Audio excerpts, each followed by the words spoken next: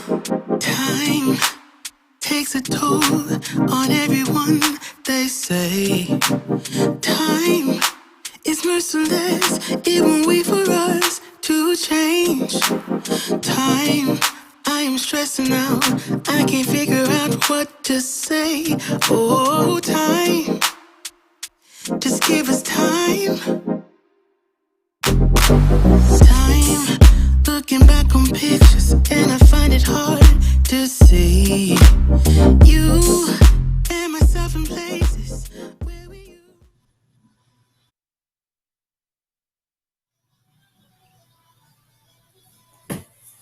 Hey, everyone. Tumanyi is on the second show of Zanji here live ku UNN. As usual, it's me, Gerard, and Desire Mola to present you the show. Desire, do you want to say any greetings to Course, your viewers? of course. Webale, thank you for the intro. As Gerard said, Banai Mukurikeyo Naje Muvude. Welcome to the Zanchi Show. As set to go every Saturday. Thank you for being here. Mwebale Kubera Wanonafe. And today we hope to get into the topic of music, music as a movement, and music as a vehicle for change. Thank you for being with us today. Yeah, thank you for that good intro, uh, Desire. So, leero tugenda kwogera ku music. Engeri music gye impactingamu amawanga amalala, South Africa, Jamaica. We won't talk about the US, but ne Uganda yenyini how music, music we tutunze, music we bwe tutaddeko limit on our potential to achieve our goal of liberating our country. Ku bantu be tugenda kwogera ku Miriam Makeba, tugenda kwogera our one and only Philly Bongo Lutaya, tugenda kwogera ne Bob Marley, because those are like the big, most influential musical icons in in Africa or even in the world, because they all affected the world internationally.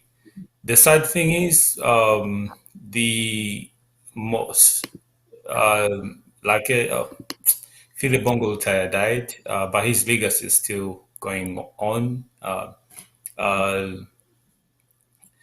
they said the same applies to Bob Marley too. He died, but his music is still living on. Tugenda comparing music aliwo kati ne music yaliwo edda, engeri ba musicians ab'edda gye ba affectingamu, engeri society gye yali functioningamu. Tugenda comparinga ebirungi n'ebibi, ate tugenda comparinga abo abagezaako kukozesa music for their own personal benefits. Not just in Uganda, it's all everywhere. A good example I can give you would be like Zaire. Mwalaba abantu baali babatema n'engeri Ningala akutta akati, which made the whole world to look like Congo was safe, but abantu baali babatta like every hour and then. And that already shows you how the power of music. You can use it in a good way, and you can also use it in a negative way. And also, tubadde twagala concluding tulabe is but are these artists, some of these artists, babakozesa oba abamu it's just out of ignorance, or some of them they're just hypocrites. Tujja kwogerako ne example ya like omuyimbi aba ayagala kukola show, ajja neeranga mu bantu, then show nejja neekwatayo n'afuna sente z'aba afunye. Then after that, nja kuwa example like during recent elections ne basirika teboogera.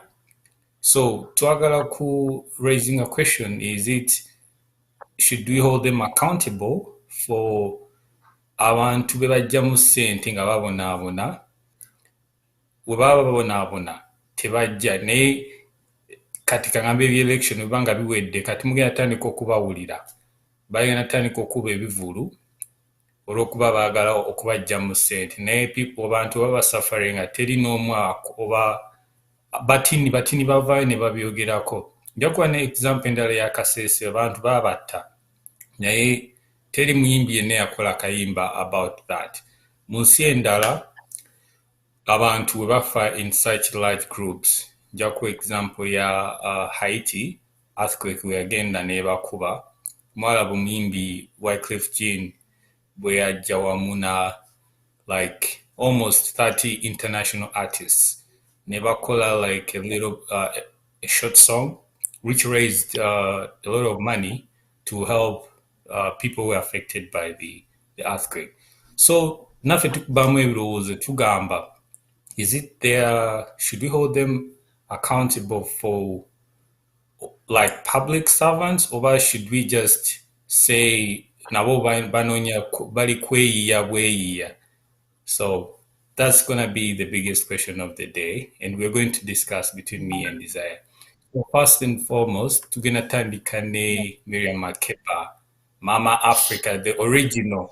Buli gowulira mbu Mama Africa oyo fake tebakulya ennusu era bw'obeera mu interview oba ya mulimu ne bakubuuza who is Mama Africa, teekako Miriam Makeba. Bw'oteekako omulala you get the job oba any point. So right here to dealing with reality and facts, like for the sake of Miriam Makeba, she was known internationally as the mother of Africa. Yarwanira ensi ye nga takutte nkebete naye ng'akozesa eddoboozi lye.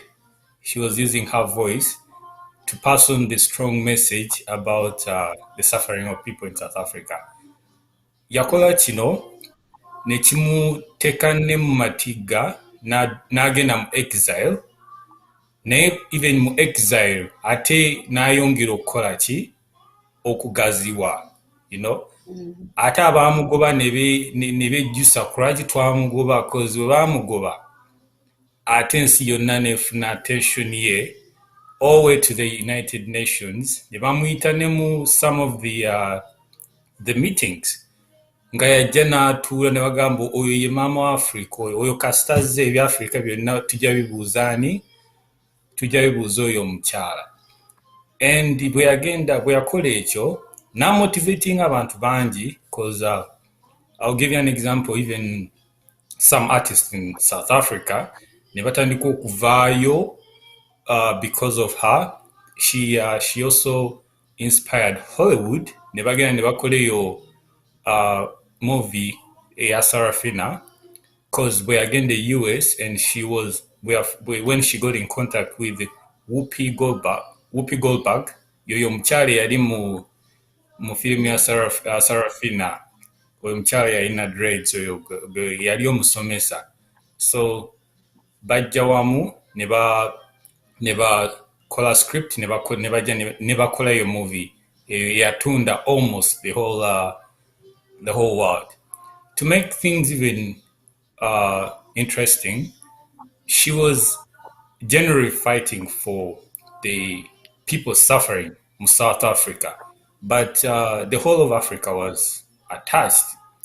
Kiringanga kati waliwo ennyimba ezimu eza South Africa tetumanyi na meaning zaayo, like nyinza okuwamu example nga or the most famous song of Miriam Makeba. I don't know the meaning, but I enjoyed the tone of I can feel the message spiritually. I feel attached. Ng'ate akakayimba era akakolera aba South Africa, naye ffe ne tukola ki? We were attached. Naye yakikola mu butamanya. She was like getting a messenger to the whole continent of Africa. The same applies to so many others artists from South Africa. I'll give you an example. Katinga Von Chaka Chaka, you know all her songs.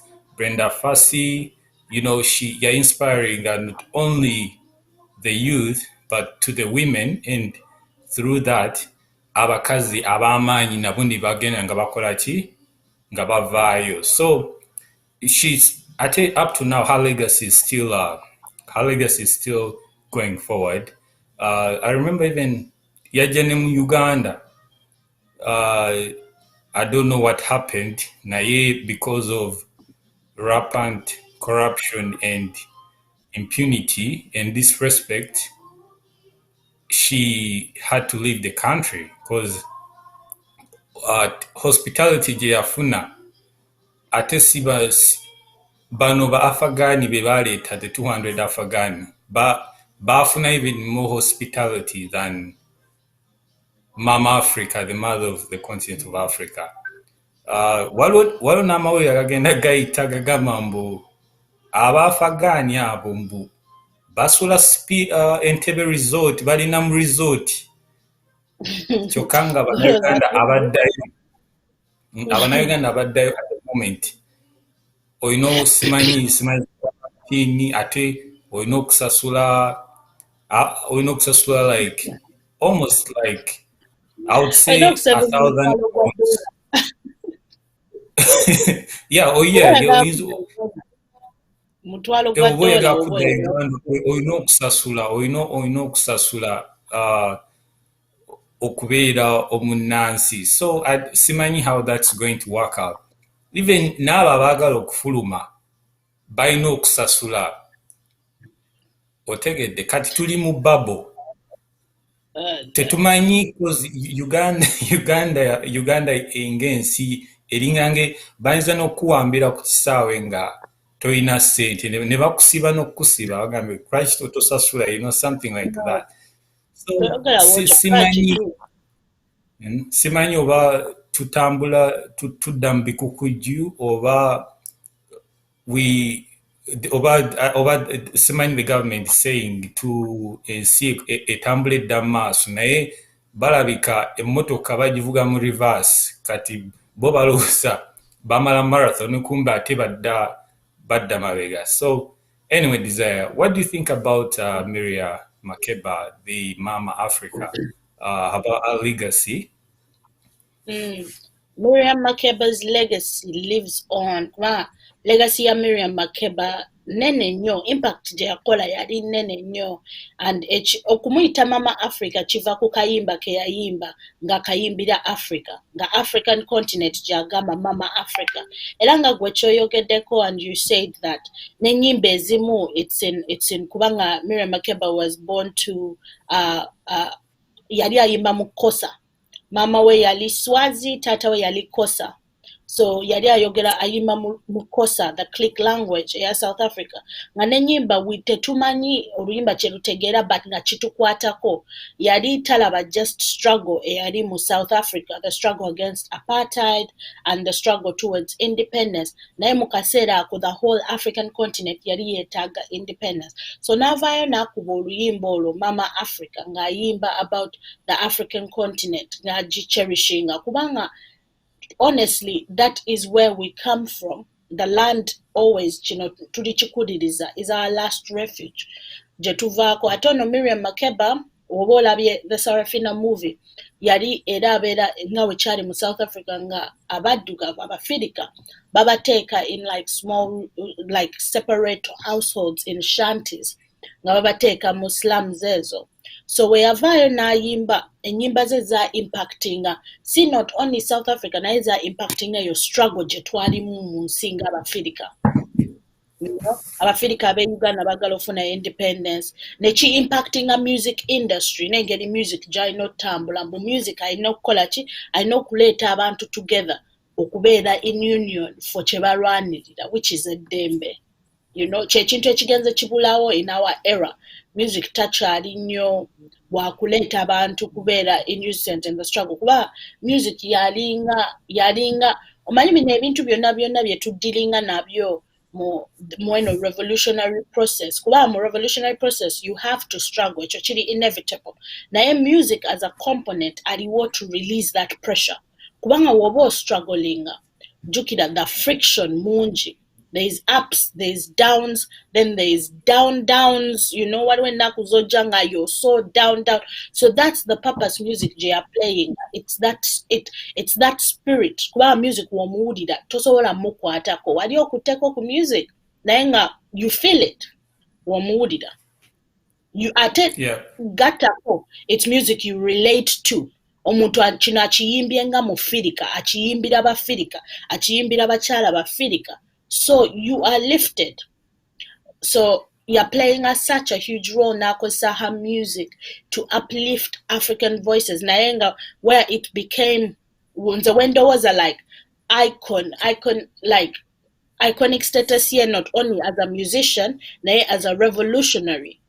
Sina sagala kosa iconic status kubanga bye bintu babitukubyemu nnyo tulowooza ku muntu omusi abantu bonna, naye nga career ye whereby he becomes that legend is abantu around the world, not only abafirika naye n'abalala bafirika abali mu diaspora, they could relate to her music nga nabo beerabamu mu music we nga balaba omukyala omuddugavu South Africa kyofeesinga naffe mu America kyetufeesinga. So yali a very powerful person bringing her together with her music kyebayita like the international free world, which is yali involving not only for abafirika abali on the continent n'abafirika abali buli wamu liberating her. So Miriam Makeba lives on, legacy lives on, enyimba ze that spirit ekyaliwo. And bino ebintu ebirungi wetufuna aba artists like this kyebatulekera is they leave us with something to push forward. Okubanga nga kyogambye topic gye tugenda okuyingiramu after this ekya accountability, tosobola kubeera just a musician ng'omanyi situation gy'ovaamu n'abantu bo. You have to push those boundaries. Ate ye kyeyakola, she exemplified that. You're pushing at those boundaries. Yali abeera in the shanties. A movie ya Sarafina, you're pushing at those boundaries. Nafuka this person we can look back. Nenyimba ze, they still inspire and speak of change. Tanna jate. Yeah. Posit Chenzo Gamba is to add on that, music is a secret weapon, which really connects to the mind. Bowera your mind is not ready, there is no way you're going to like achieve your dreams. Don't let your feelings take over your mind. So music is a secret weapon which not only helps people who are trying to like liberate themselves. For example, yaba slaves webali on chains nga babatwala ku maato baali tebalina kyakukola, and kyebasigaza kwe kuyimba. Era mujja most of the slave movies, the only weapon they had was to sing, and that's how like in most countries baslaves gye babatwala, for example like America, bebatandika the roots of music, like Bogenda, like for example all those blues, all those were like big through slavery. The other example we can see today, more like in the US, abadduga be basinga mu music naye nga ate si be ba majority. So how did that happen? It's because of the power of music and how music can influence society. Even in other countries. For example, I'll give an example of like Jamaica. Example, yeah, next to Uganda, our Congolese, they used music to influence negatively, not positively. So one of the reason the world is turning a blind eye on the people of the suffering, mainly in Congo, is because of music. Our musician, they made the world feel like everything was fine in Congo, but it's not the truth. Katinga tuze mu ggwanga lyaffe erya Uganda, what role have the musicians played to impact society? Are they just doing it for the sake of I'm saying musicians in general. I'm not pinpointing anyone. Have they? Mm, putting it. Are they doing it for the benefit of society as a whole, or they're just doing it for themselves? Desire, what do you think? Ndowooza waliyo some musicians of which be batini ennyo who have had kubanga nabadde ye ndaba shoki omuzi mu kushoza ffe nabadde ndaba checkpoint you know jaja niko najjayo akayimba nerabidde that artist n'agamba mukana kayimba yagamba yayogera ku ky'okutisa abaana ng'ayisa alarm and this was back in like 2020 and he was passing an alarm of banaye bino mbivuddeko njagala obulamu bwange ng'ayisa alarm bwe weetaba mu bintu bya Bobi Wine nga bwe baagala omuyita mbu dearly elected president ogenda kufa eyo message yagi encryptinga mu music. That's such a powerful thing naye abasinga tebaagiwulira ate kati bagenda ogiwulira ng'ebintu byonna byonna byakola ki byabaawo naye for the majority abasinga bagenda mu kamooli kye ne basirika and with Uganda you've had ekizibu kye Uganda tumanyi it's a music industry either oyimba nyimba nga tubonga naawe oba you end up dead. Wallahi, you end up dead. Walonekana bayimba tubonga naawe ate Bungi after nnyo. webayitawo after some time ate ne badduka badde mu nuupu ate we bajja mu nuupu abamu ne baba kaadi ate ne badduka ne baddayo gye baava. Katemba ali So Uganda. ate Kati kati nze we baava mu lockdown ate ne badduka ne baddewa ne badda eggulu to beg, eggulu to beg. So the reason why I think music is very important mu naddala Uganda is because tetuyina any influential figures apart from the music industry. Bodda mu some countries, some people are influential because of maybe of their talent. Kangambe, Katikangaminga Ivory Coast, Drogba was influential there because of his skills in football. Like Nigeria, there's been so many great footballers from there and musicians. Name Uganda, Bovaku musicians. Who are the other influential people? Ngogamba, okay, nga tuvudde ku music. Who else can speak? Abantu ne bawulira oba and they react.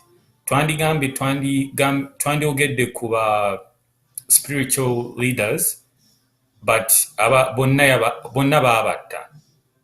Twandigambye ku ba cultural leaders, our king doesn't speak anything. Mayiga avaayo mulaba ayogera ku bikukujju. So I'm like, the only hope we have, not only hope, but the other alternative which can put in fire or kongeramu omuliro, beba musicians, but what have they done? Are they waiting until things a little bit normalize baddemu bakube ezi concert zaabwe, then elections zitandika okutandika, then baddeyo mu cover? Kati abamu batandise dda okukuba ennyimba simanyi eza love simanyi bikoze bitya to make everything look normal. So talking about musicians, particularly in Ugandans, I feel, as a person, I feel like they've betrayed us. Of the ones, the abaliwo katikati, the most of them have betrayed us intentionally, and some of them have betrayed the country, not knowing they are betrayed. Some of them have betrayed the country. I don't want to say betrayed, or kati waliwo abamu nga bo baasala eddiiro bo bagamba nze mpagira dictator. So abo tubateeke eyo, I won't even mention some of those, but the ones who are pretending to be on the side of the people, but they are the same people doing pilgrimage to Gulu to get money. So To me personally, I feel like, but they have let us down on a big scale. So that's that. Ekyo kigenda tuleetera ku point ya the legend Phil Bongo Lutaya. Legacy ye ekyaliwo kati era ennyimba ze we play them, it's all over the world. He's impacted people, not just Ugandans. He has inspired, like even Red Cross he was like an ambassador of Red Cross because of his hit song, Today is Me, Tomorrow is Somebody, which really touched the world, like on a very, very large scale.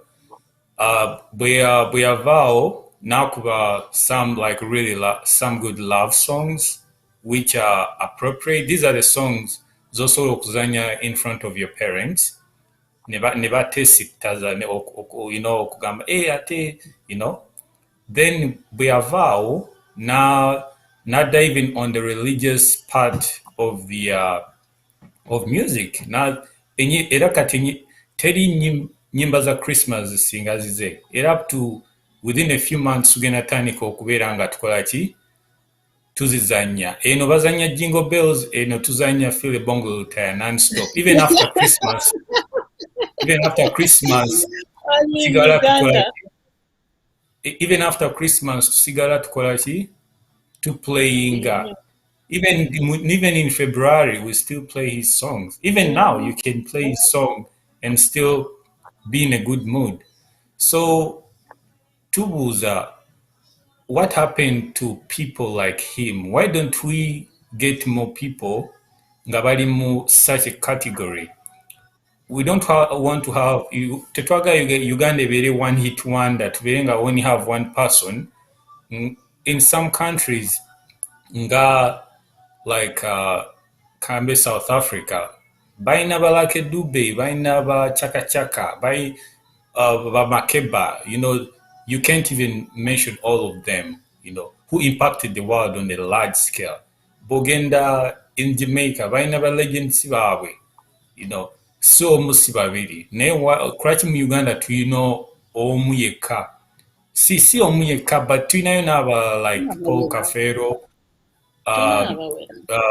Haman Basudde, but generally I just wanted to manjaga njogere ku Phil Bongo Lutaya's legacy. Kuraki tetuyina people like him in Uganda. In other countries they have people like him, in some way or another. But kuraki in Uganda tetuyinayo somebody like Phil Bongo Lutaya? What do you think is the issue, Desire?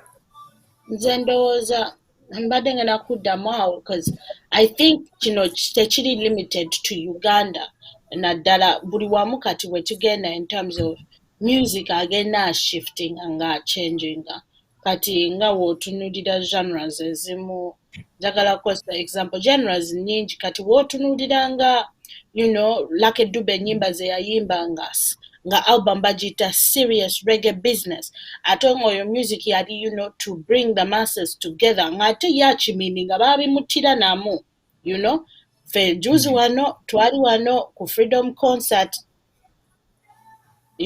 it's that idea mbu music purpose yaayo omuntu asobola okukyusa the purpose of music yennyini naye kyekirungi kya music mbu ennyimba zisigala nnyimba zijja kweyogerera naye omuntu asobola okufuuka purpose so ndowooza omuntu asobola okukyusa purpose yezo ennyimba so ndowooza tetulina bantu nga bano leero mu era yaffe kubanga abantu abasinga tekiri Uganda kyokka tusobola okukozesa ne example ya abantu in America engeri nga conscious hip hop rap gyakyuseemu in that kati tulina a lot of lil this simanya lil babe simanya lil whatever bangi nekikyusa endabika ya kimanya young thug naye young thug ye mukaddekaddemu njogera ku bano abato simanya ba lil xx tentation abo abazze with that new genre of hip hop will take out that hip hop mambo rap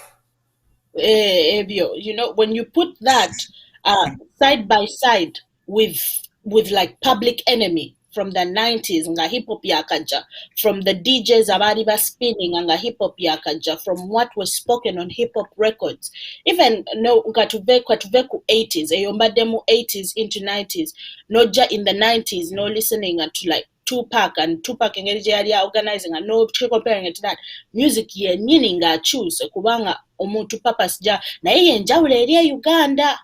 Kati bano bifuuka mu mambo rap naye ngamba mu Uganda engeri eri freedom show, ennyimba zino za freedom za kugatta bantu naye ng'ate papa siye za collecting akajana kweyongerayo, kitegeera kubanga e Uganda buli kimu kiri ku bikukuju, so fe always tufuna but tukyamukirira nnyo, by the way, that's the thing, you know. So music naye ekirungi kya music ezo ennyimba zisigalawo nga ziyimiridde ku lwayo, naye nga kyetuba tusuubira okufuna oyo omuntu nga Lucky Dube oba okufunayo Bob Marley waffe oba okufunayo Philip Bongole Lutaayo omulala oba okufunayo Miriam Makeba omulala, that's what we end up not getting. So I think the problem is the money involved in this industry. We all know Salim Saleh. Simanyi why we're sidestepping this, but Salim Saleh owns the music industry. The music industry. Why he doesn't own it? He is the music industry. People, I think the musicians, they are the ones, you know, for the sake of money. I feel Zendoza music in Uganda, it has been monetized. It's about money. Heavy. It's not about passions, you know. So yeah, heavy. Kati, the other issue is oyogedde ku different genres. Kati mu Uganda artists wayinza obeerayo like zino awards ze bawa, artist agenda n'awangula award ya raga ate n'adduka eri n'awangula award ya simanyi R&B ate y'omu yawangula award ya gospel, kwegamba byonna byawo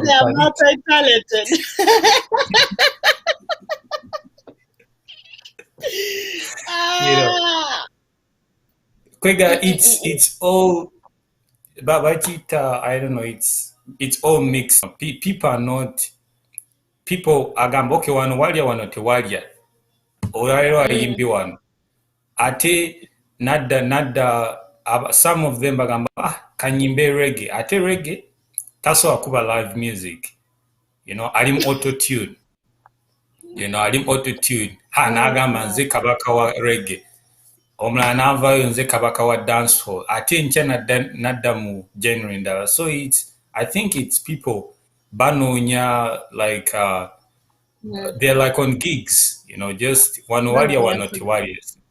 So is a like people genre njerabidde jukira twalinayo rap waliyo bali bamuyitaani Yuga Flow yalagawa. But see, Yuga Flow was inspired by GNL Zamba. But he was no, Yuga Flow was inspired by GNL Zamba, ne Unique or UNN, that guy. Then after kati bana abayimbi abalala balabanga Yuga Flow egenda kola ki etandise okulinnya ne batandika ogiyingiramu ba ono navyo ne bajja ne batandika obiyingira najja ne genre ye kwegamba ebintu byonna ne bigenda nga bikola ki nga bibudde mu line. So even right now ne GNL yatandikawo genre ye yagivaako olw'okuba because of competition from other artists who were just like, you know, kinga omuntu n'aleeta kati example nga Jiwale say like the original hip hop is different from eyaleero kati, you know, kati waliwo artists abamu they sound the same. I'll give you an example. Kati nga Future, Lil Uzi, even sometimes Lil Wayne, onani ono Lil Baby waliwo ne gwayita Lil Baby bonna Ogambye all kasoola ba that will artist yenna nga cry. tandika Lil so I feel like everything has been like buli kimu kyonoonese I don't know about it intentionally okujja abantu ku mulamwa even sometimes that's why I respect like reggae because reggae it's so hard to manipulate it and that's why it's up to now it's still very well respected njakuwa an example ndala like for example Alpha Blondie these he was from Mali but he Yagayimba reggae in like 5 different languages. Era one of his favorite song, like not favorite, but most popular song is called Jerusalem. He was singing in native Mali. Yeah, he was singing in English. He was singing in Hebrew. He was singing in German. In one song, Nenga Agenda Achuse Nini. That already shows you how he was of a talent. Iranga Wagenda. Most of his shows. Around the world olaba nga people in the crowd abazungu abamu they just respect him because of his that kind of creativity ne kati bombuza which bwe mu Uganda which artist can really do a live show without any with just like native instruments and people enjoy it tekisoboka buli omu ajja bali ku CD something like that which already shows you how like already shows you how things have gone on the other side so on that note katuve ku like Ugandan music and to them continent like Jamaica. We're gonna kugerako about Bob Marley's legacy and how he impacted the reggae community up to now. You know, but if somebody says is a legend is a person akola ennyimba ze n'alekera okuproducinga naye nga buli luyimba lwakoze it's a hit it's a hit it's a hit naye kati mu Uganda abantu abagamba mbu bali legend bamazeemu simanyi emyaka 3 simanyi emyaka 2 mu music waba talina hit tajjuza concert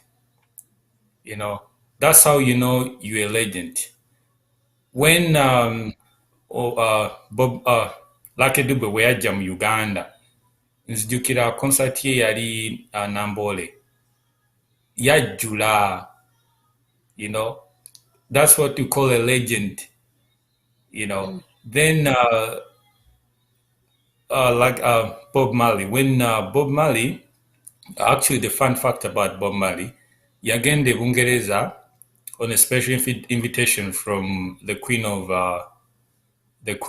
England ne gita ye n'amukubira private show yeyekka artist yakakikola teri mulala eyakikozeeko in the history of music so wobanga weyita simanyi legend olina okumanya wawa okola ki line weekoma because sometimes si kirungi nnyo okweteeka okwewa ebitiibwa naye nga you cannot sustain the title so here we're talking about like really facts people who impacted the world Bob Marley really impacted all of the continents not just the Americas Africa all the way to Asia Bob Marley he's yayimba about peace he yayimba about unity Africa unite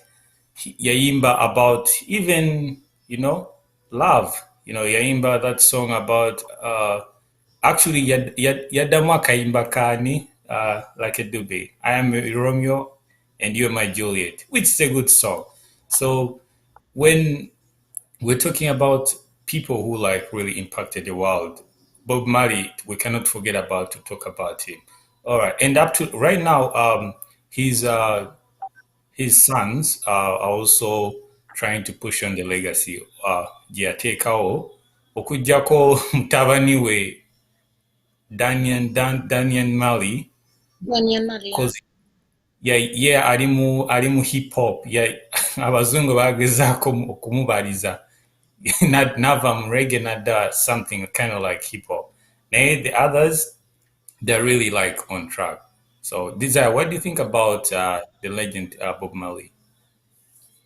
Bob Marley's music was so impactful. Nice, Sisobola, I cannot speak of Bob Marley. Ngasogede ku Lil Scratch Perry. Lil Scratch Perry, ye yali DJ mu Jamaica. If Lil Scratch Perry teyali wongomu, tetwandibadde na hip hop, tetwandibadde na dub, tetwandibadde na reggae.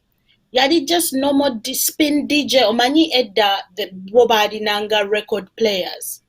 Kubanga ffe tukulidde ku mulembe gwa digital ogwa radio, oyina DVD deck, ebyo bye tutambulirako mizindaalo. Naye edda bo baalinanga ka box, it was a record screen ng'ofuna zi record zo nga kisidi kinene. N'ofuna kisidi ekyo ne bakispinninga. Kati ng'obeerayo ne DJ nga baspinninga, bakatinga, babreakinga. What your music nono we baamukolanga. Bakatinga, babreakinga. Kati Lil Scratch Perry n'akola ki? N'akola dub. We yakola dub, Bob Marley n'ajja n'awuliriza dub. Ate ye kubanga dub ne reggae obiwuliriza bye bimu. Dub yali just slower and then reggae ali a bit faster. Lil Scratch Perry n'agamba kale twala reggae okole ekikyo, nze nja kutwala dub nange nkole ekyange. Owuliriza dub oba ng'ali wansi mazzi or something like that. Naye owuliriza reggae ali more uplifting. Naye nga both genres nzaagala nnyo, so just mbadde njagala making sure we know Lil Scratch Perry kubanga yoyo icon naye Bob Marley kye yakola with reggae music. Omanyi ekisinga okusesa ate okukwasa ennaku is Bob Marley ne tradition ya Bob Marley eya using music as a movement to spread love, to aspire for change, to spread peace.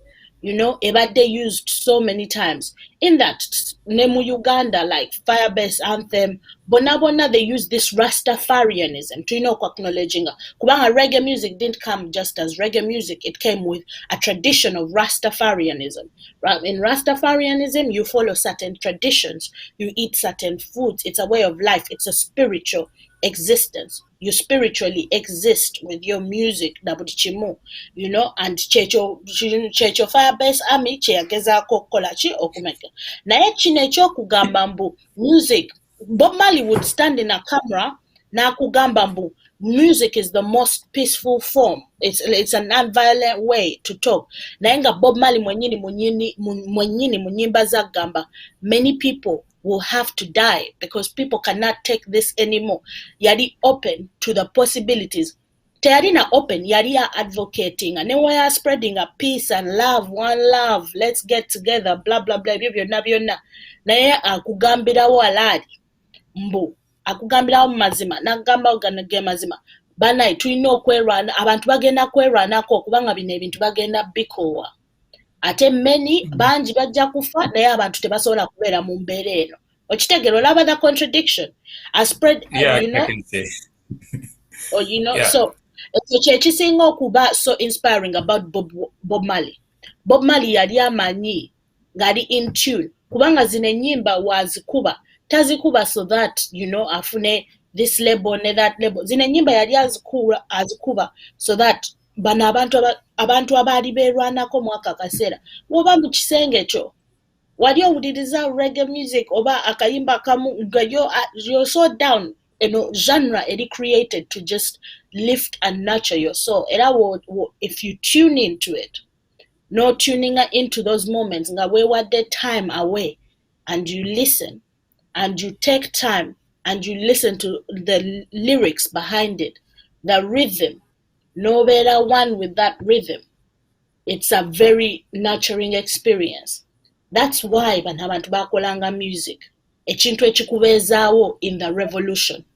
It was supposed to be something ekikubeezaawo naye kati music gyalaze whereby it's monetary and tewali anything else tuli tulina okutandika simanyi tetugenda kukola. Waliwo actually one of the akayimba ka Bob Marley akachali like on Billboard, like one of platinum level.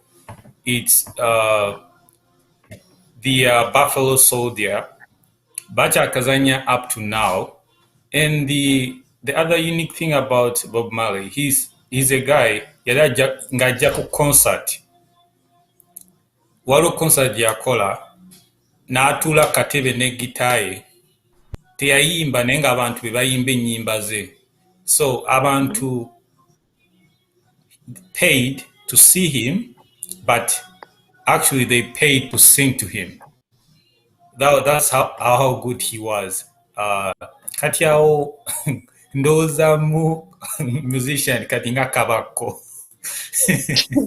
Kati wano Kabako bagwawa, like how do we move from like a Kabako to like maybe 10% like Bob Marley? Like, do you? I'm sorry to say this, Denga.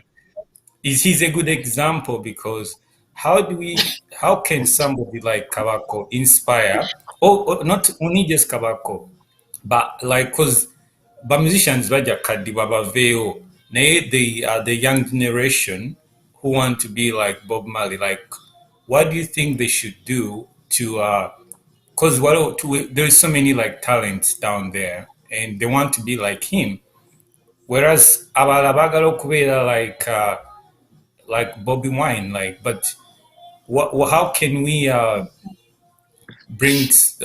can we empower somebody, to be on maybe on such direction? Yeah. Oh, sorry, musonyiwe. So my question was, how can we empower, like, like the youth to be, not necessarily okutandika nga bayimba reggae. I'll give you an example before you jump in. Kati in Ghana, it's a new genre, bagita Kumerica. It's KU then America. These are youth from Ghana, but they studied their own genre to sing about their hardship, whatever they're going through, and it has attracted international attention. And actually, up from like big artists, Stormzy from Okuve UK. So how can we empower like by youth bafe, to be in okukyusa mindset yawe, because right now most of the youth bagamba, hey, I want to be like Eddie Kenzo, but what has Eddie Kenzo done mu struggle eno? Twali in the middle ng'awo elections zitandise okukwata akati, oba yali avaawa oba yali ennyonyi emulese, simanyi oba yali oba Nigeria by then, nadda ku TV n'akaaba, then najja, I don't know what happened. Then apparently he's not showing up ku kisaawe. Guest yasooka okukola, yasooka kudduka mu State House n'alagayo award gye yafunye, ne bamuwa ne ssente, then n'asirika up to now. Like, why is it happening to only Uganda that ba artists baffe betulowooza abali who can really impact society in a positive way, naddala mu kino ekiseera kino mwe tubeetaagira, because saga guno mugugu tuguteeke just wagambe Firebase Army, tetwagala giteeka ku Firebase Army, twagala giteeka just ku Firebase, ngamba bonna naye omanye ekya Firebase kyonna kireese lwakuba kimwesiba kati ku reggae music nga temucarryinga the legacy of reggae music. Byebyo ebintu bye tulina okutunulira okuba Stanway. At least Eddie Kenzo avaayo n'akuba siti alowoozi, ye akuba kidongo kye, ekyo kyo tukimanyi for a fact, akuba kidongo kye, kiduula ogenda n'okikuba n'ogenda ne weebaka, naye tovaayo n'ogamba nina ne Eddie Kenzo n'abantu abali mu ttuluba erirye, abantu bababona obanga during normal times ajja n'akuba concert almost every weekend n'azimba ennyumba n'akola ssente n'agenda simayi mu diaspora nabeeyo n'abajjamu ssente then abantu we babatta n'asirika jjukira ssente if it was not for the people teyandibaddewo And I hear that. But I think we can say Bobi Wine tried his best. Maybe in between the journey, he took a wrong exit. Something like that. Which people take wrong exit. But how can why can't we have people like who are there for society? People who really like because like in some countries wabeerawo any sort of disaster tebabatwalira just kawunga oba na simanyi muceere biki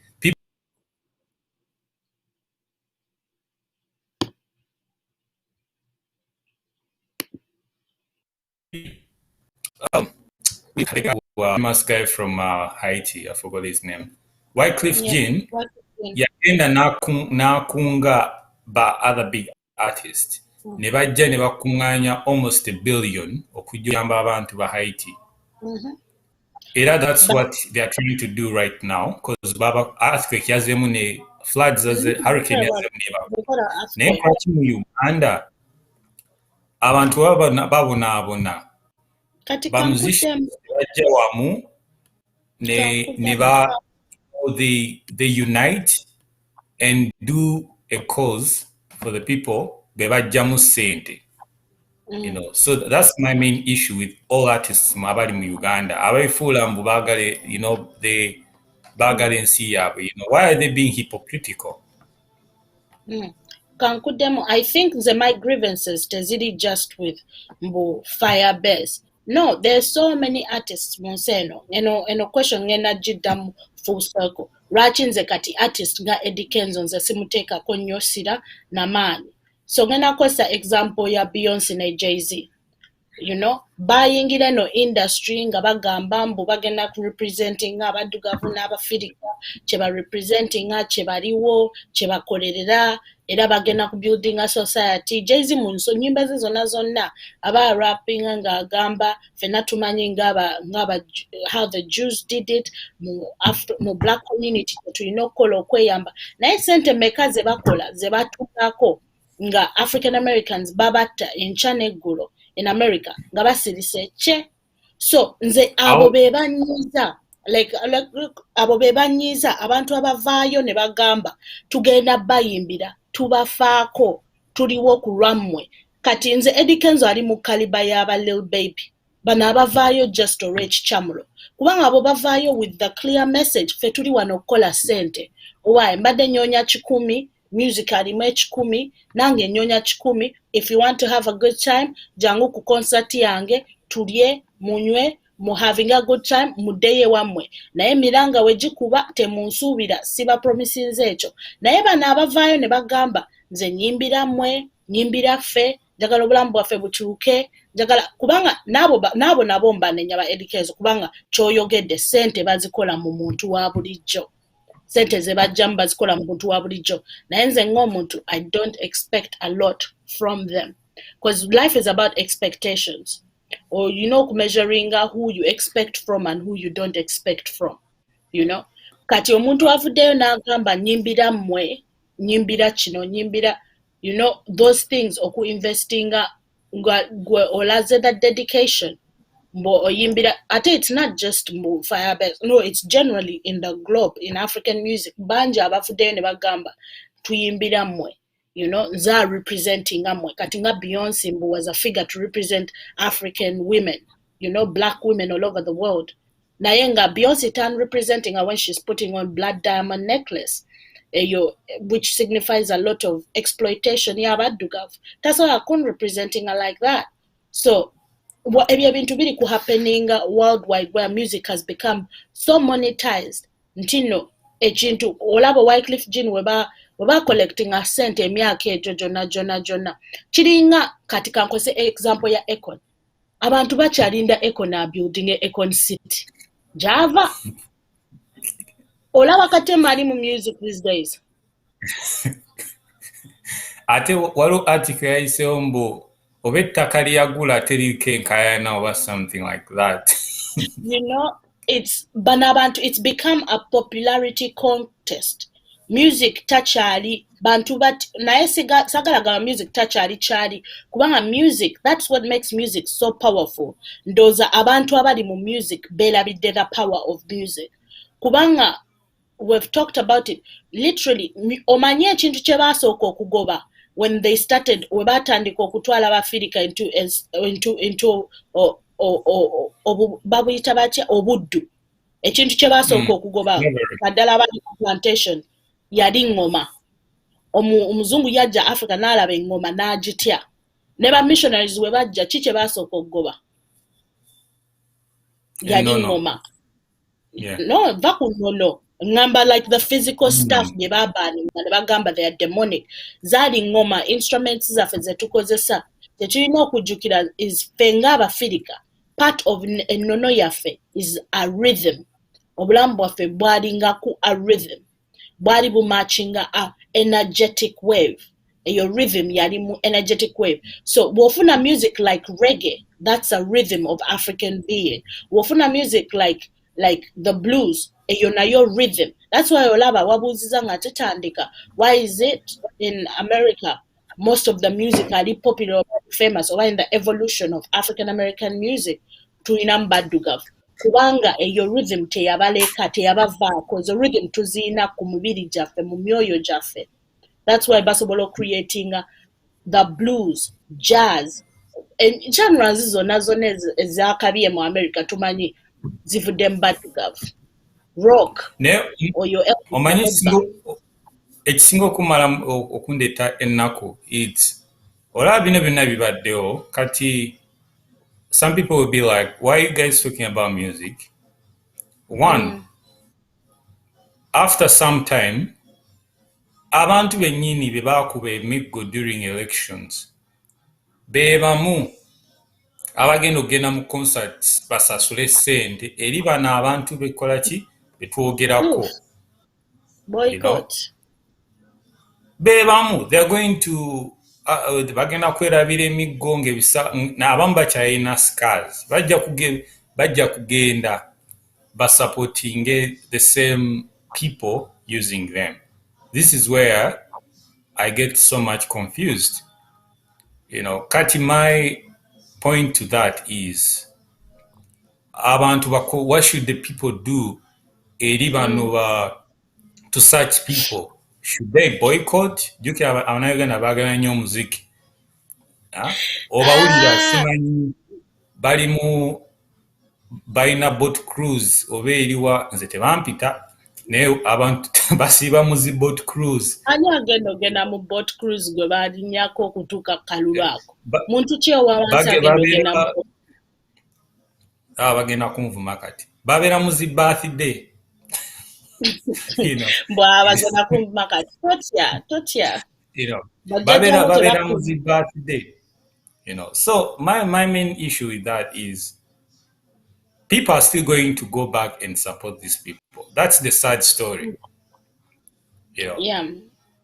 Nayenga, so to your point, yeah, the people who are going to support, like atuchirowaze about this more open, ebivulu that, kubanga oloza lwaki kati bakola boat cruise. Kubanga ani obo avuga boda e Kampala asobola okuaffordinga boat cruise. Let's be serious about this. Muna Kampala chi avuge boda asika chapati ku kkubo atambuze nnyaanya asobola ogenda ku boat cruise. Mbulirayo bw'omanyi abo babeera ye club kyeyo gye bakola ku bakuli nga bagamba ejjutemu ba boda njerabidde n'erinnya kubanga Angelo yali yabbeeyi nnyo ne bakolayo endala njerabidde erinnya naye that's the reality. Bano abagenda ogenda mu boat cruise be bano basimanyamba muva Bulaaya kati eri status mbu bano aba firebase bano nankyukakyuka balwanisa dictator bagenda kuyimba ku boat cruise. Who can afford to go on that boat cruise? Omuntu wa wansi eyakubibwa amasasi eyakubibwa emiggo tagenda baayo mu boat cruise eyo. Pozo namusanga nga ye ali ku kaduuka yenywera club we awuliriza oluyimba yeekyakaliramu. That's the powerful thing about music. Tewetaaga genda mu kivvulu kikusanga wooli. Oyinza omusanga ataddeko akaradio ke yeekubira muziki gwe n'eccupa ya bia. That's why tebalikola bivvulu. If they could do a bivvulu, manyi ababoda bameka bagenda ogenda babakuba ekibooko. Bangi. Imagine if Nubian and crew bakoze ekivvulu. Ate bagaya Nubian muvandi mwena.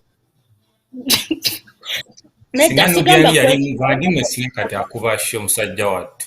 Musajja wattu ate ankwasa nnyo ennaku bana. I don't know why. I feel sorry for him. Naye ate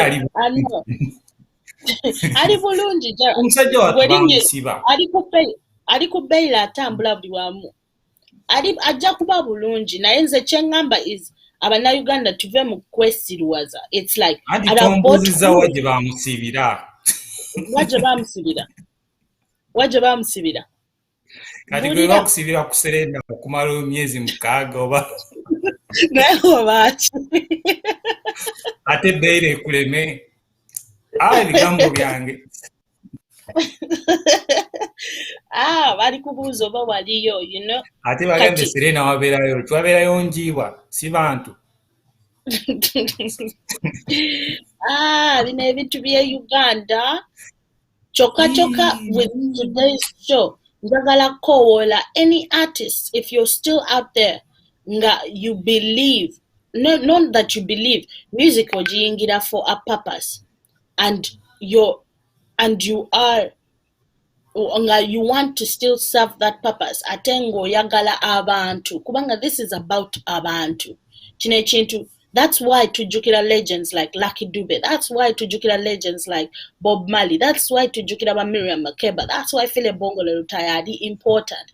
Kubanga abantu basidinga n'abantu ne bayimba with something abantu kye basobola relating. Muyimba ki mu Uganda asobola okukola Christmas songs ne tuziwulira. Nze zina ne z'abazungu se tuziwulira. Tubeera mu twagaliza Ssekukkulu buli lunaku. Kebe Christmas kebe nga teri Christmas kubanga twerabamu mu nnyimba ezo ate nga tumanyi eyaziyimba basobola okukola ennyimba za Christmas naye tebaagala. It's a choice. Ate basobola oli wafulumya album 5 mu what Christmas olimba lwa Christmas lumulembe. And other thing other people tubali twogera ku Ugandan legends. I want to talk about Radio and Weasel, mainly Radio, because he was the next on. Yari agenda kubeera like a very big. He was really big, like in Africa, even in the world. People are all talking about him. Baga Radio kuraki bamuta naffe tetumanyi because byonna ebyekusika ku nfaaye up to now tebikola ki tebitegekeka. He's up to now it's not clear how he died. Mu kalwaliro ako bakayita batya case clinic yafiiramu eyo. Actually it's a clinic, case clinic yafiiramu. Up to now it's up to now it's, and we just forgot about him. Even the sad thing is, even Phil Bongo retired. I know kubeera n'olunaku lwe ne tugamba okay luno olunaku lwa to thank maybe his family, up to nekati nyinza okugamba I don't even know his kids, but they are there, but we don't give them credit, for what his dad did, what their dad did, That's the sad part, to show you how a regime is ready to like just omuntu wiping off the map like that. If somebody like Philip Bongo retire, munsi endala bakyamukola ki bakyamutenda, but mu Uganda omuntu, we should have like a day or like even a memorial. We should have like tugambe a memorial yani yagundi bw'ogenda e Jamaica, I'm sure bajja kugamba eyo memorial yani ya Bob Marley yiyawo. Yeah, of course. Ne oyinza n'okugenda e Kenya nga gyeri, But something also like the that. Chenjagalaku, what happened with Bob Marley and reggae music is ne Yeah, Bob Marley ng'omuntu tumwagala ntumwa respect naye reggae music yafuuka yafuuka omanyi ye bakiyita batya, it's like a seal was put on reggae music kyekimu nekya Lil Scratch Perry, like yes the icon came up with it naye a seal was put on dub nga this thing can move within that frame. Tosobola yimba reggae outside of kyera kyewagambye, you can't sing it outside of organizing and bringing people together for change.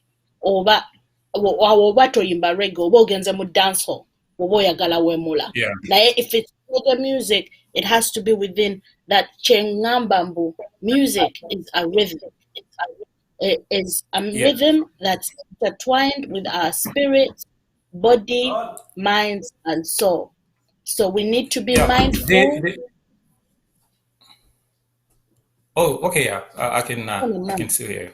Yeah, Yeah. Tulina okuba mindful ate tulina okukola ki? Tulina okulisteninga to music for growth. Ate tulina okurealizinga bano ba artists like radio. Radio is a legend because of the massive talent gye yalina.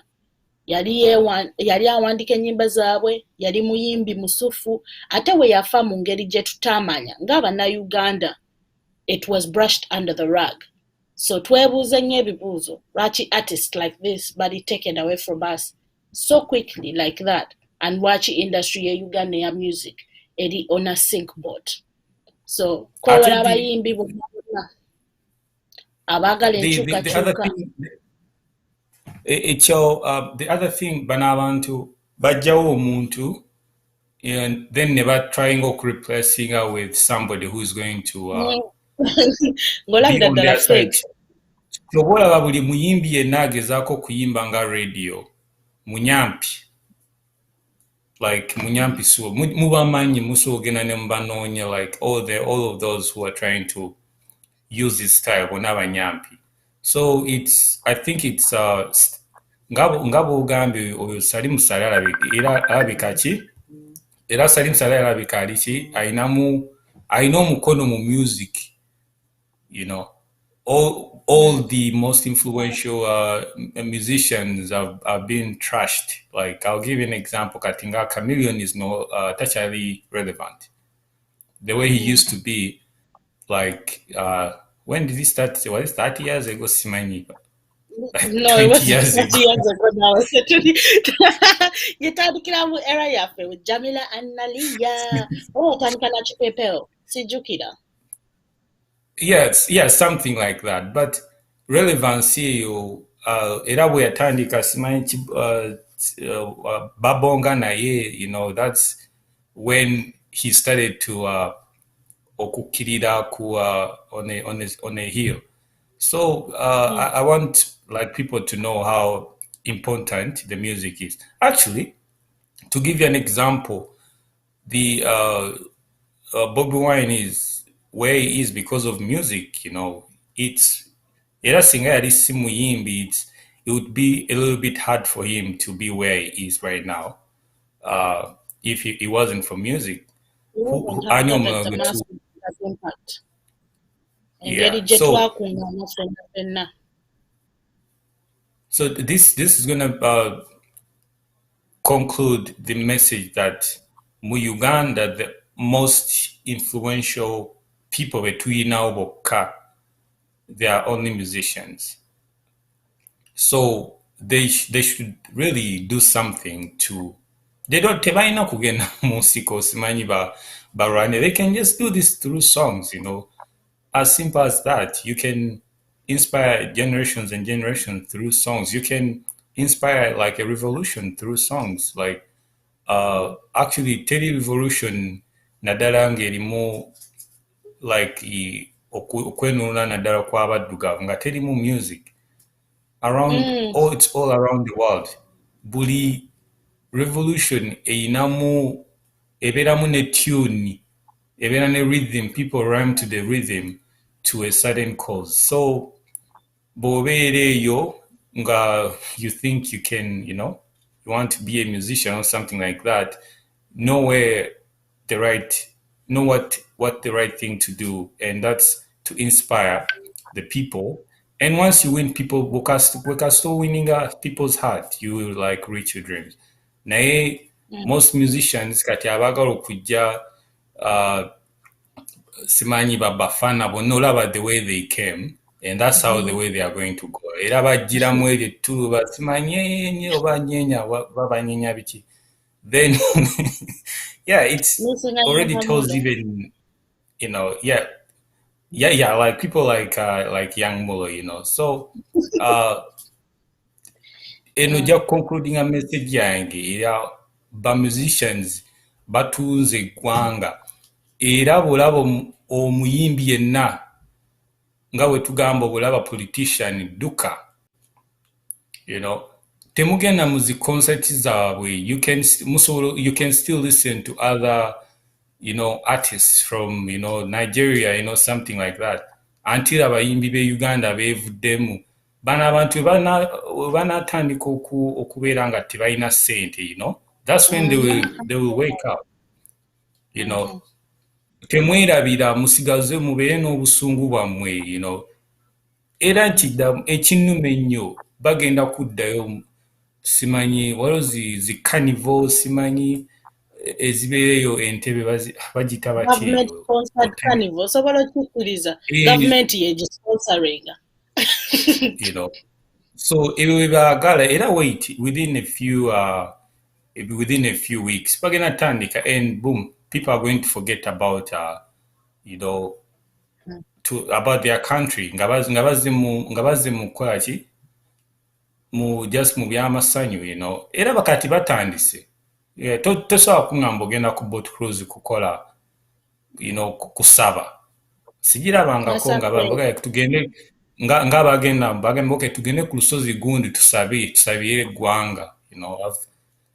I mean, I don't know, it's a sad story how music is being undermined on such a level naddala mu nsi yaffe. Nasif, I would like to demo break, then we can come back and conclude the program if possible.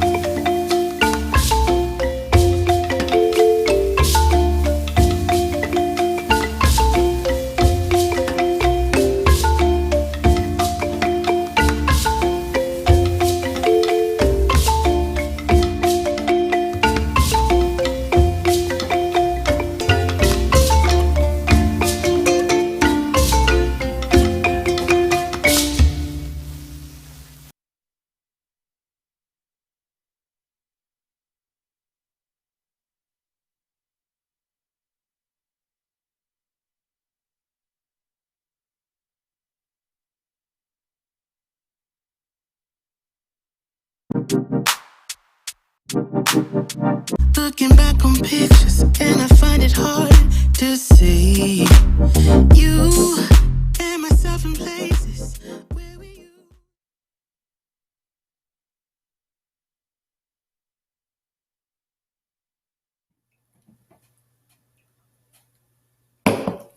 All right, welcome back to Zanji on our last part of the show.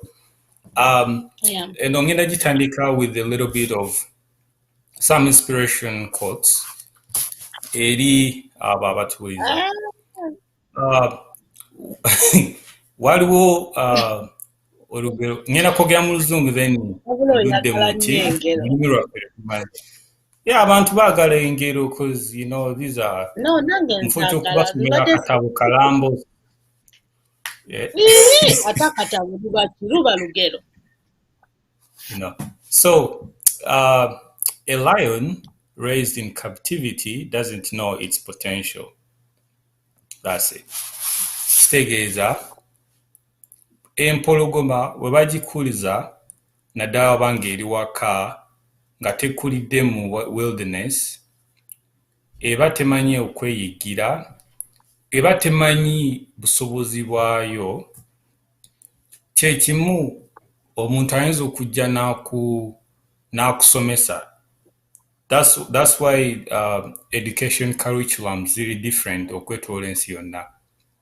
Bw'osomera e Uganda n'ofuna simanyi ka bachelors n'owuba embaliga n'ogenda e Kenya ofune omulimu, bayinza okugamba bachelors zammwe eri fake. Why is that?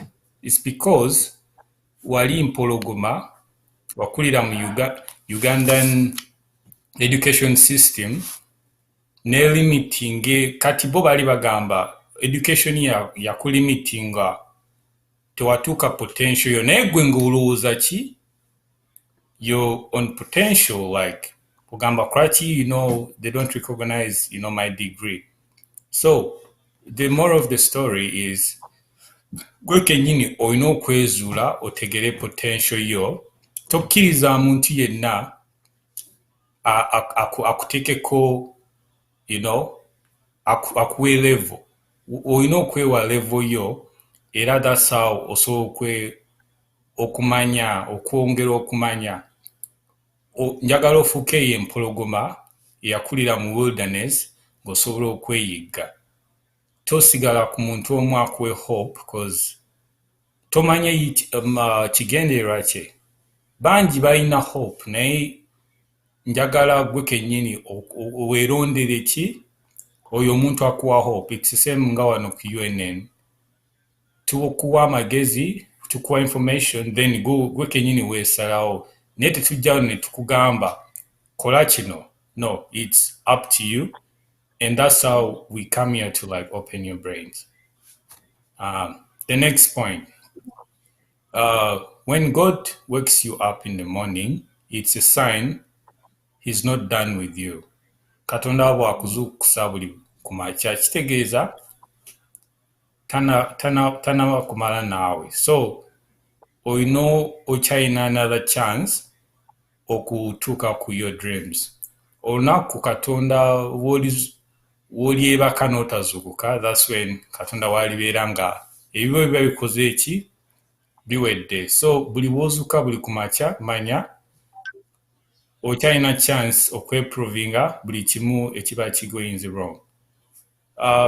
Ekirala, social media eno bantu bagikozesa okulaga ebiki beba okweraga.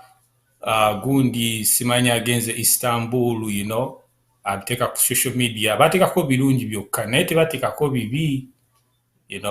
So relying just on social media okufuna information. Gezaako okudiginga into details. Kati nga yesterday babalaze clip okuva e Turkey about news article eyafulumye. So ekyo kyokka tekikumala okujja ku conclusion. Olina okwerwanako no digging n'ofuna information. Above that, olina okukola research. Kitwala like 10 minutes to verify a source. Kati wegwawo breaking news kati ne bagamba Museveni afudde nga kiri ku Bukedde. Nnyinza okusanyuka naye mu kusanyuka era nsigala nnoonya articles endala verifying BBC ekkiriza afudde naye Bukedde yokka nga yegamba yafudde naye nga NTV tenakyegambye oba n'abalala. So take your time to verify whatever information. Kijja kuyamba obutabeera heartbroken okumenyeka omutima. So the other thing, enswera esobola okubuuka more than 200 feet. Naye enswera bwe bagiteeka mu box, this is after research, bwe bagiteeka mu box ng'eyo box eri 5 feet tall, neekuliramu eyo box, neezaaliramu eyo box, kati obwana bwayo bwo buba bulowooza busobola okubuuka only 5 feet, naye nga in reality busobola okubuuka 200 feet. So saagala obeere enswera obeere mu bubble, olw'okuba gundi ono alina simanyi drones, not pinpointing anyone, naye I'm just saying, saagala obeere enswera eri mu box ebuuka fiiti nga gwolowooza nze mbuuka fiiti 5, you know, but in reality osobola okubuuka emirundi nga 100 okusinga ku ekyo kye baba bakoze ki, kye baba bakugambye.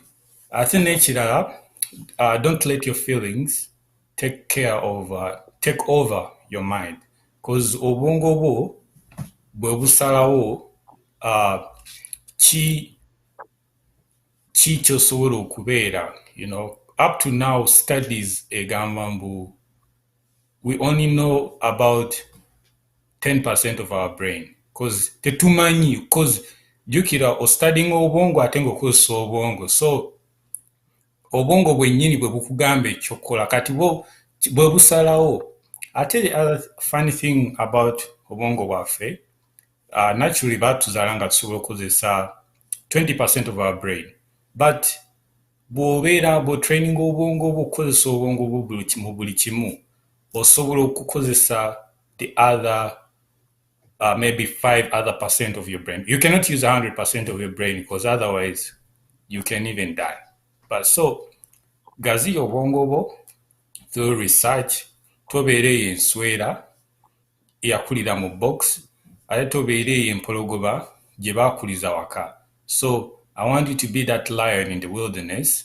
That's why tugezaako kujja on ne programs naddala kati ng'eya leero about music. Some people agamba, why are you guys talking about music? But njagala odigige into details about all the information gye tubeera tuwa wano. Next time tujja kujja with another topic. Last time twajja ne Makasigavi ne Kabaka Mwanga. So buli kye tuleeta gezaako kudiga in, it will make you feel like okay. Naye bw'obeerawo nga your hope is in one person, I want you to be yourself, the hope to yourself.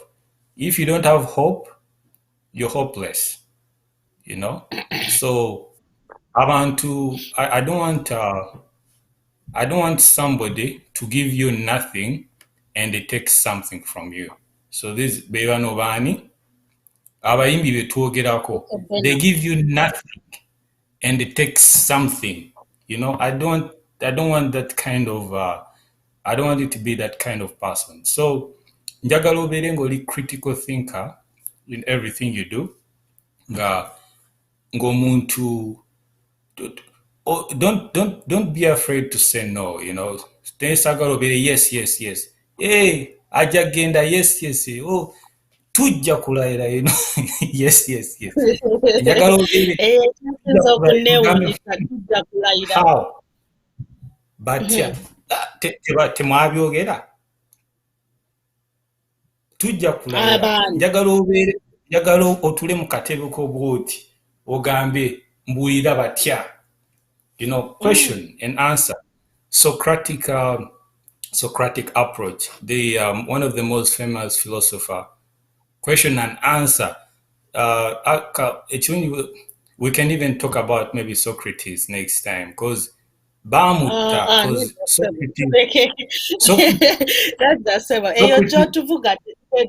Socrates mbumanyi byogerako bamutta olw'okuba yali abuuza ebibuuzo bingi.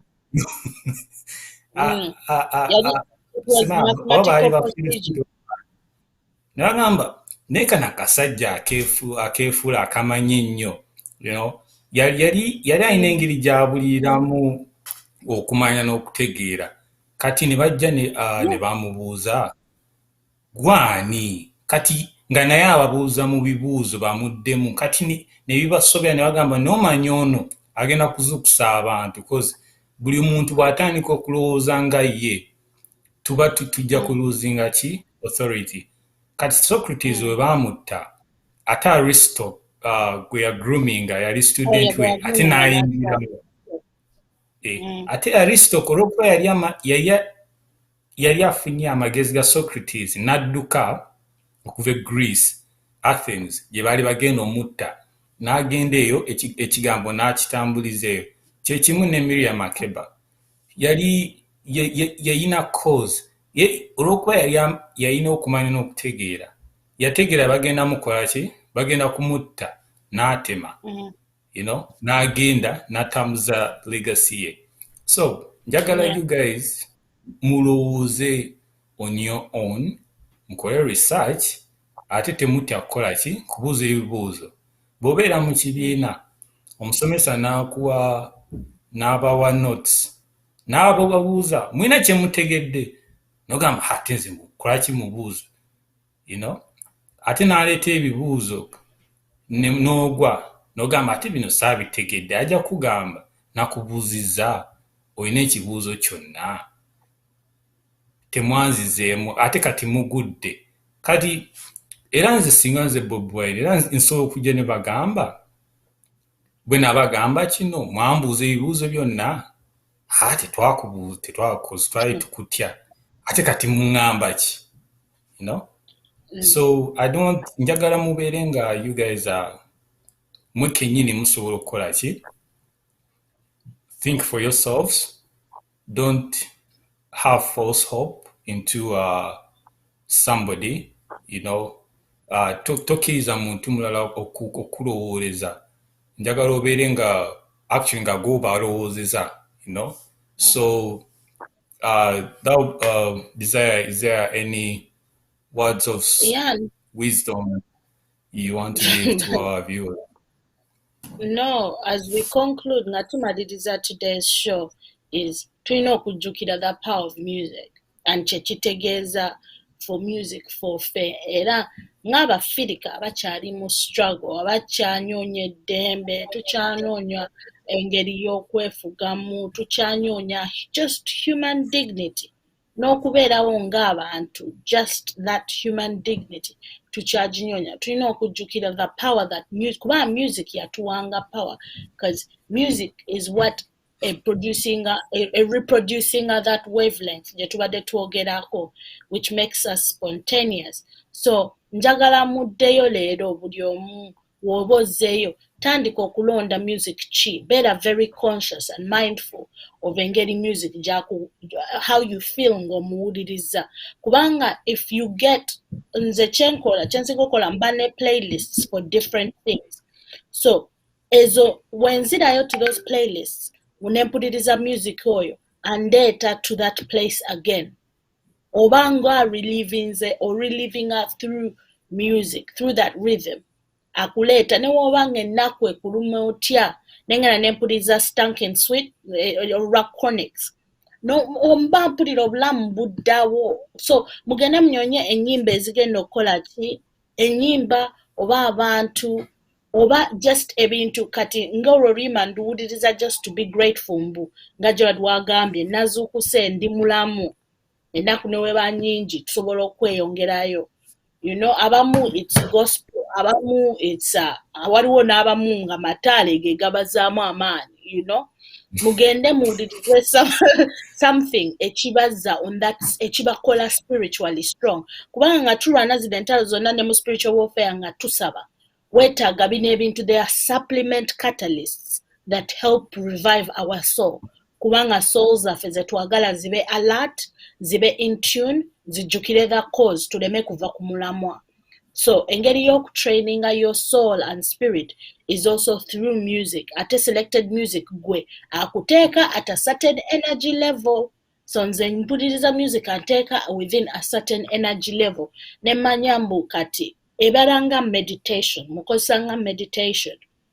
So mugende mukole ekyo. Ate nga nsembayo n'ekirala, nkowoola abayimbi bonna abali mu Uganda banjagala nkyukakyuka njagala eggwanga lyange kalibembu eggwanga lyange yankole bunyoro oba buganda oba just eggwanga lyange nga uganda lyonna okutwaliza ewamu nga gye muli eyo nga muyina ennyimba zammwe nga mwagala kukola ennyimba zammwe nga mwagala kuyimirirawo olw'amazima mugende mu maaso ffe tuli mabega wammwe nja kuwuliriza music wammwe nzajja obba nga awaana emikwano gyange omuwuliriza tuli muwulirizanga ate tuli bajjukira ate tuli basiima kubanga talenti eyo katonda tamala gagigaba ate wagikuwa akuteekako n'obuvunaanyizibwa so that's how I want to conclude today's show and thank you for being here with us. Thank you for driving the show. Music is power. Music is rhythm. Let's keep the drums drumming. Yeah, just thank Desire for that. Just to conclude, Desire, you brought a good point. You have to listen to the right music at the right time. It's like going to the gym, notekako headphones, notandika okuwulira oluyimba lw'eggwanga ng'eno ate weight zikumenya. Awo simanyi oba you can, it's going to work out, so tosobola kugenda mu gym notekako oluyimba lw'eggwanga ng'eno ebyuma bikumenya. Ate the sad part of the story is majority of Ugandans. That's the reality. Okumanya abannayuganda banyiivu, majority of the Ugandans tebamanyi luyimba lw'eggwanga, okumanya banyiivu, naye bw'ozanya, some other songs simanyi, wano tubeera mu lockdown simanyi biki. That's bw'ozanya tumbiza. Ne minisita n'avaayo n'aluteekamu ne ssente bakole vidiyo. Bannange ensi yaffe egenda wa? Simanyi gyegenda mpozi Desire mumanyi nnyo where the country is going, but so yeah, just to conclude our show, I want to thank everyone who took their time to watch the show. I hope everyone, Jody, good morning, good evening, good afternoon. Take care. Think for yourself. Don't let anyone. Somebody can think for you, but I want you also to be ready to ask them questions why they are trying to tell you something. And that's how you're going to live a happy life, not a stressed life, but stress-free life. So anyway, I would like to thank everyone who was the producer of Fame, Bagalanyo. Thank you very much, and stay tuned for the next programs coming in. Bye.